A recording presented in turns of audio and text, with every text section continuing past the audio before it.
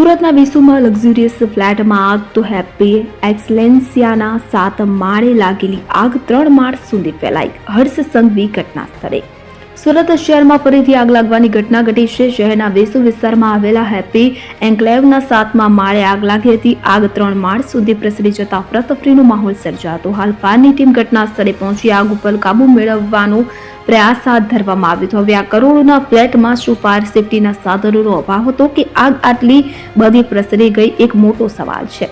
નોંધ્ય છે કે ગૃહમંત્રી હર્ષસંઘવીને આ અંગેની જાણ થતાં તેઓ તાત્કાલિક ઘટના સ્થળે પહોંચ્યા હતા અને મદદ કરી હતી. વેસુ વિસ્તારમાં આવેલા હેપી એન્કલેવની નાની આગે વિકરાળ સ્વરૂપ ધારણ કરીને 3 માળ સુધી પ્રસરી ગઈ હતી. સદનસીબે આગમાં કોઈ જાનહાનિ થઈ નથી. હાલ મળતી માહિતી પ્રમાણે આ ફ્લેટના તમામ લોકો સુરક્ષિત છે. આગ લાગ્યાની જાણ થતાં 3 માળ પર રહેતા તમામ લોકો અગાસીમાં દોડી આવ્યા હતા કે જેને કારણે તેમને ગૂંગળામણ ન થાય કે કોઈ ઈજા ન પહોંચે. ગુજારી આગ અંગે સ્થાનિક વ્યક્તિએ વાતચીતમાં જણાવ્યું કે મને લાગે છે કે શોર્ટ સર્કિટથી આગ લાગી હતી.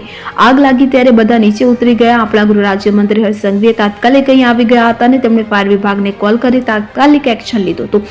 આગમાં ઘરની વસ્તુઓને નુકસાન થયું છે પરંતુ કોઈ વ્યક્તિને નુકસાન થયું નથી. તમામ લોકો સુરક્ષિત નીચે ઉતરી ગયા છે અને અન્ય એક સ્થાનિક વ્યક્તિએ જણાવ્યું કે આ ચારે બાજુથી ખુલ્લું બિલ્ડિંગ હોવાને કારણે આગ ફટાફટ પ્રસરી હતી. જોકે હવાની સારી અવરજવરને કારણે આગ જલ્દી બુઝાઈ ગઈ.